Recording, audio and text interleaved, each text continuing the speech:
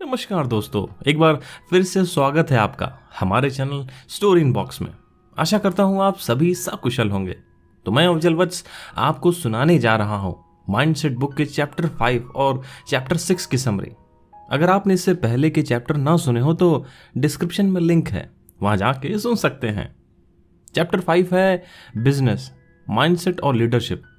बात 2001 की है, जब अमेरिका की जानी मानी कंपनी एनरॉन दिवालिया हो गई। इसके पीछे क्या कारण था? क्या वह करप्शन था?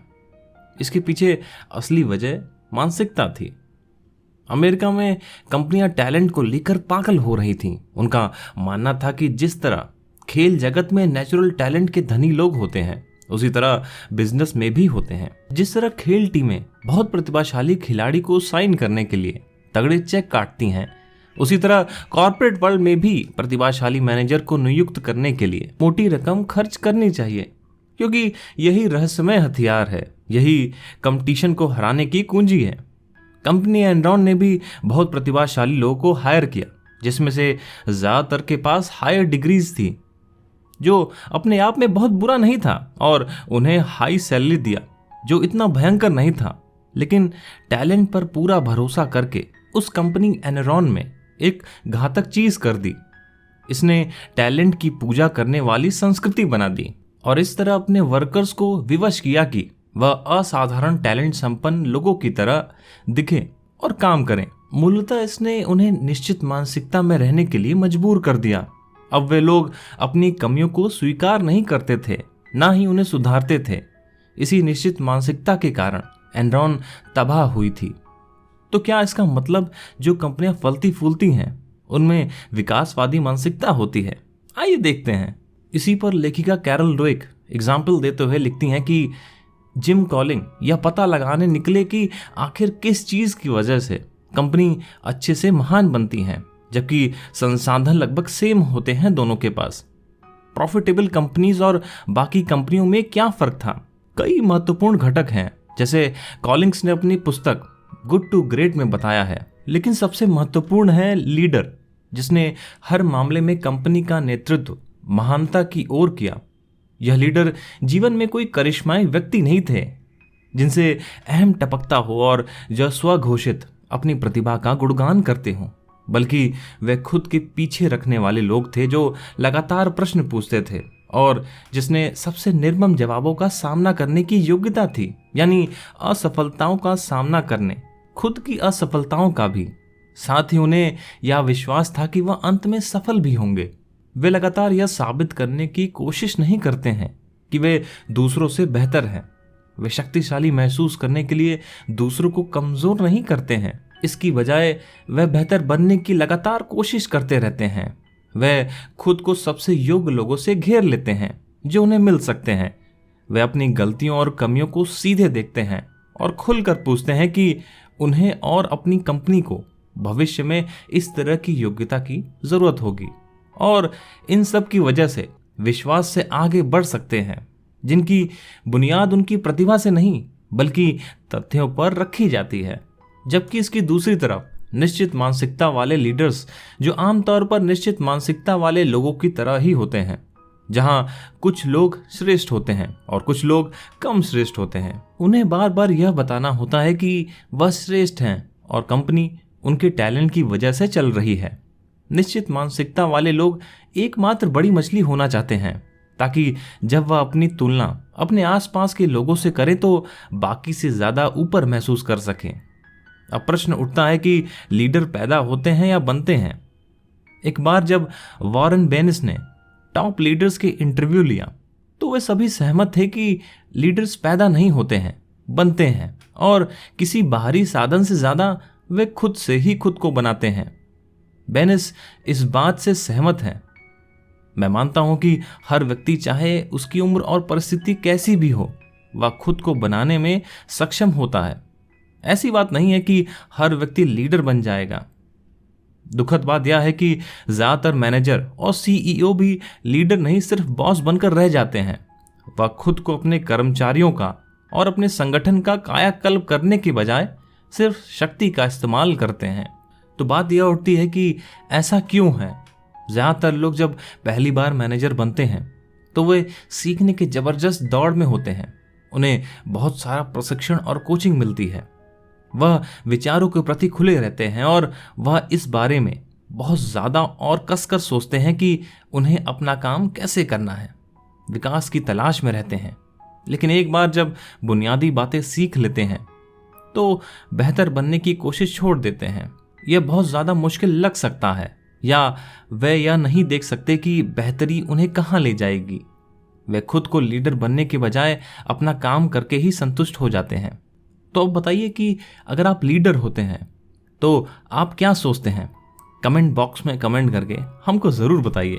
तो अब चलिए चैप्टर 6 की समरी सुनते हैं, जो है रिलेशनशिप माइंडसेट इन लव। तो एक बात बताइए, सच्चे प्रेम का रास्ता कभी सुचारू क्यों नहीं चलता? यह रास्ता भी अक्सर निराशा और दिल टूटने से भरा होता है। कुछ लोग इन अनुभवों के जख्म लेकर घूमते रहते हैं, जो भविष्य में संतुष्टदायक संबंध बनाने से डरते हैं। बाकी अपने जख्मों को भर लेते हैं और आगे बढ़ जाते हैं। उन्हें कौन सी चीज अलग करती है, यह पता लगाने के लिए लेखक ने 100 से अधिक लोगों को नियुक्त किया और उनसे कहा कि वह हमें एक भयंकर अस्वीकृति के बारे में बताएं, जब उनके प्रेम को अस्वीकार किया गया था। उनमें से एक ने अपनी कहानी बताई और कहा कि जब मैं पहले न्यूयॉर्क पहुंची तो मैं बहुत अकेली थी। मैं किसी को भी नहीं जानती थी और पूरी तरह अकेला महसूस करती थी, जैसे मुझे वहां होना ही नहीं चाहिए था। 1 साल के दुख भरे जीवन के बाद मैं जैक से मिली। उससे मिलने के बाद मुझे ऐसा महसूस हो रहा था कि मानो हम एक दूसरे को सदियों से जानते हैं। जल्दी हम इकट्ठा रहने लगे और हर चीज साथ साथ करने लगे। मैं सोचने लगी पूरी जिंदगी इसी के साथ गुजार लूंगी, और उसने कहा कि वह भी यही सोचता है।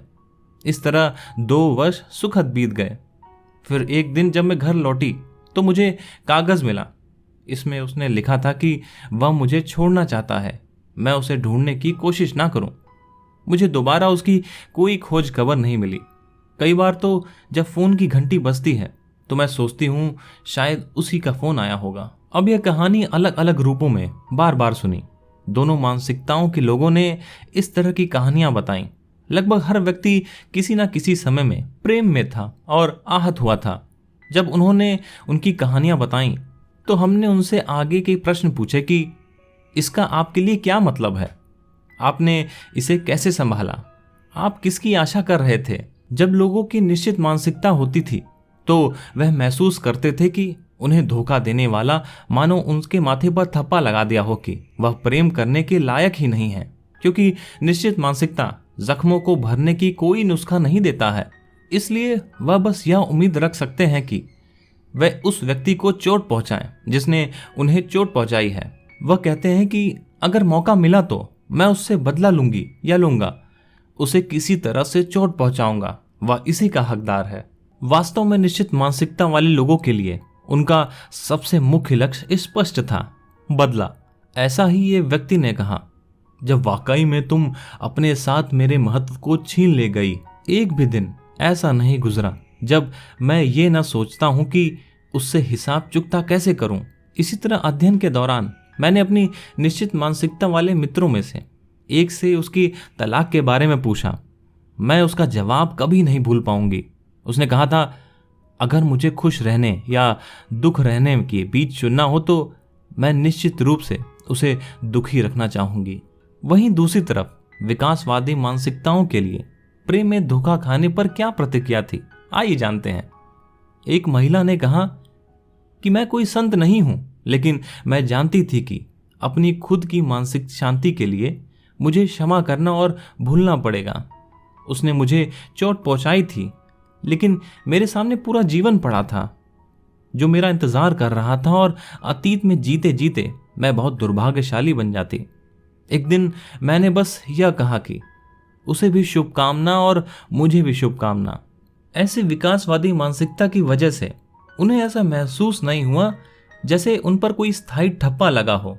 इसकी वजह से उन्होंने अपने और संबंधों के बारे में कुछ उपयोगी चीज सीखने की कोशिश की, कोई ऐसी चीज जिसका इस्तेमाल करने से उन्हें बेहतर भविष्य में अनुभव मिल सके।